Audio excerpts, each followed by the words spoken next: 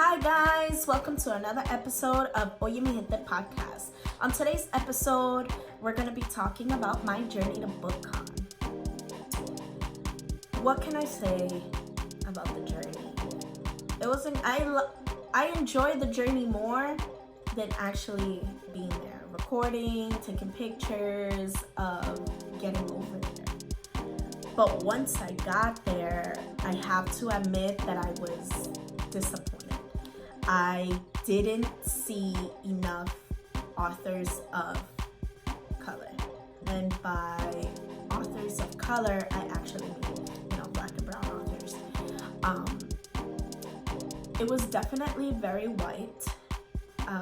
Most of the stories that I saw, the books that were displayed were, books for like teenagers, books like this one.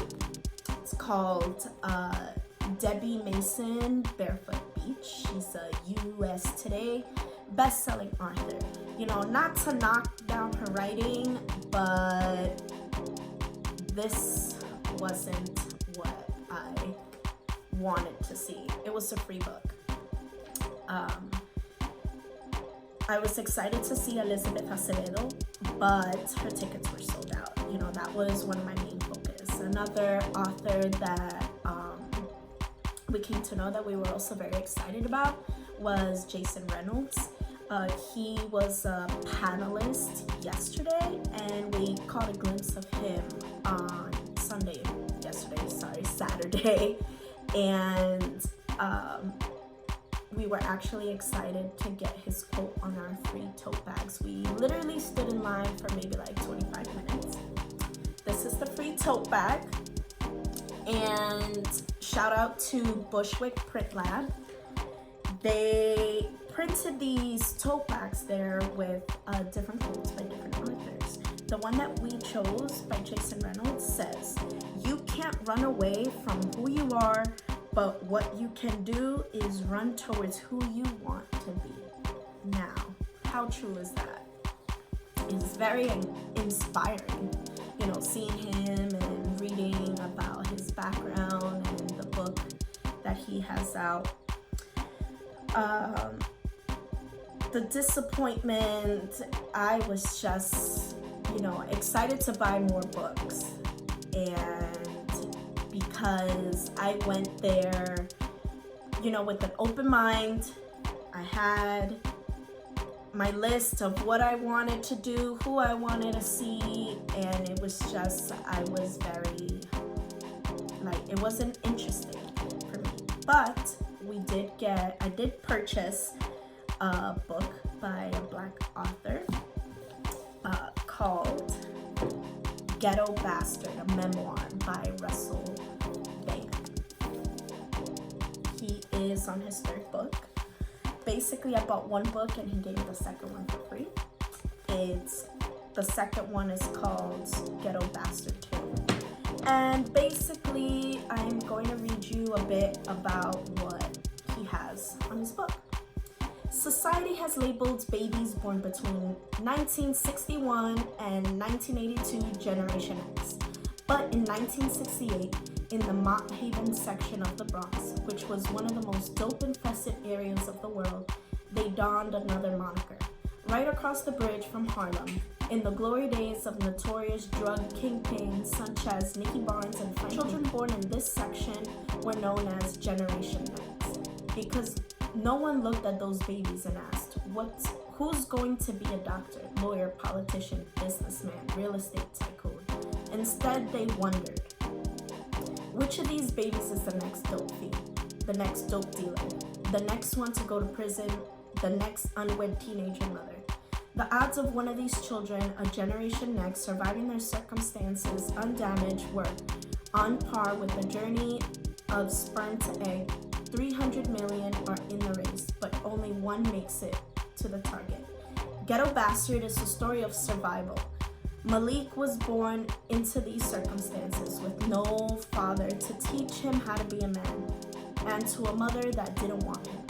Malik must navigate his way to adulthood with only the streets as his guide, through the 70s heroin infestation, the 80s crack rage, and the 90s Clinton mass incarceration era and AIDS epidemic.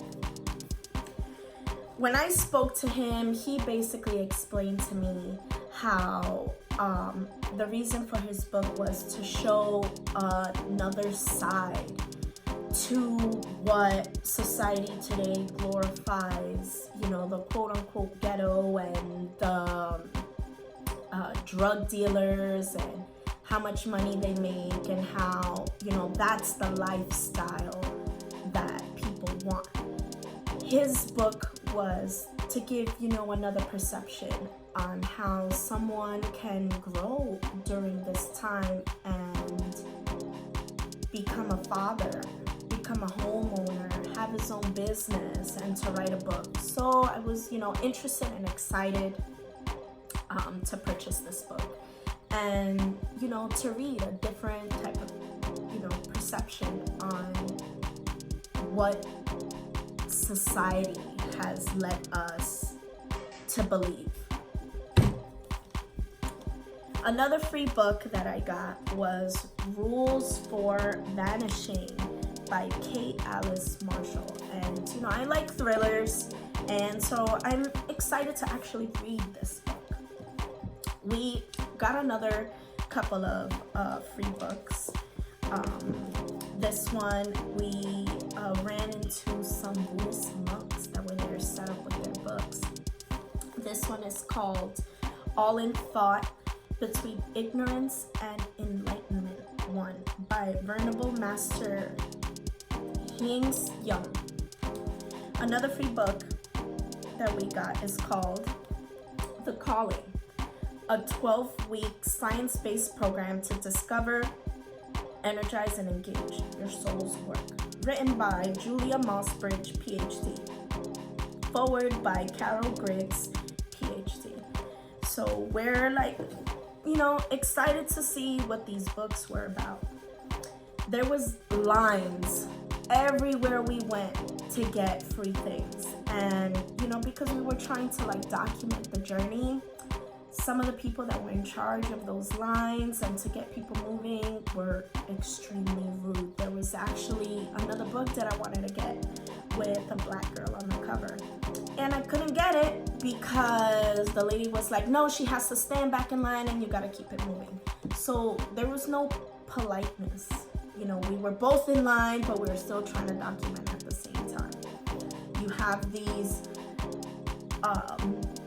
privileged, entitled people trying to navigate people on where to go, and most of the people that were on the line were people of color mixed in with a couple of white people. So that was like a little bit disappointment on how we were treated. One book that Unique was definitely very excited to get was this one that brand new. We got it right before it was coming out. It's called Pick It Up, Chan Stories to Inspire. Again, written by Venerable Master Hings Young. And basically, Master Hings Young has been a Buddhist monk for 80 years and has spent his life working to promote humanistic Buddhism. He is the founder of the Fo Guanshang Buddhist Order, which has branched temples throughout Asia, Australia, Europe, and the Americas. He is the author of many works, including Embracing Nature, the biography of Sakyamuni Buddha, the core teachings, and for all living beings. This collection of Chan stories, or Gong Ens, which is mostly dialogues between Chan masters and practitioners of Chan within Chinese Buddhism, as well as Zen masters from the Japanese tradition. They teach us that practicing Chan is not escaping responsibilities of mundane life or just sitting in meditation, not just letting go of our attachments, but to pick up when the need arises for compassion in helping others. So we're definitely excited to read this and see what it teaches us. Am I going to BookCon again? Probably not. I maybe I might try to go for a Saturday to see, maybe if there are more authors of color.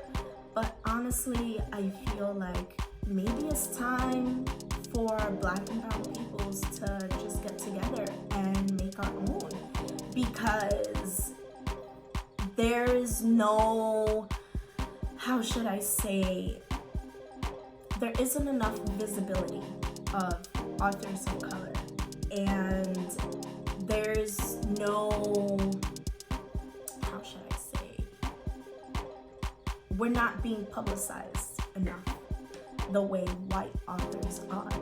Our stories need to be heard.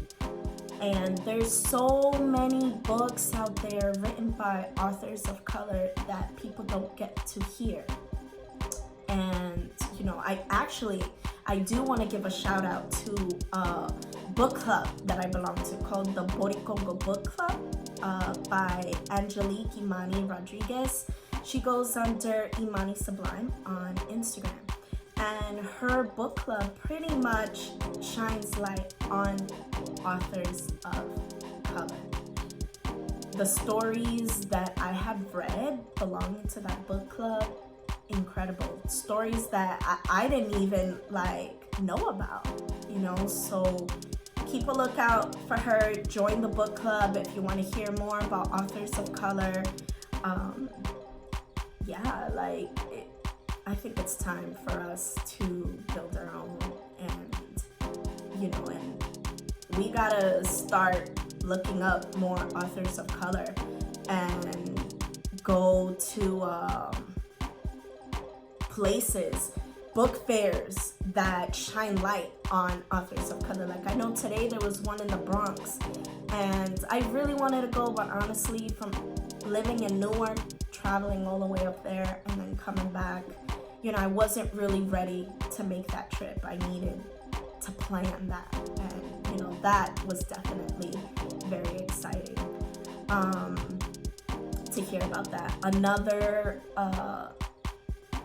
not book club, but another book store that's gonna be coming out is Bronx Bound Books, and keep a lookout for them. She is trying to bring books on wheels, so that's gonna be super exciting. Another thing that I learned about was Kobe Bryant has written books, very Harry Potter-esque. Basically, he developed this fantasy world of basketball. Picking up that book, it was so amazing. I'm gonna look it up. I'm gonna start reading.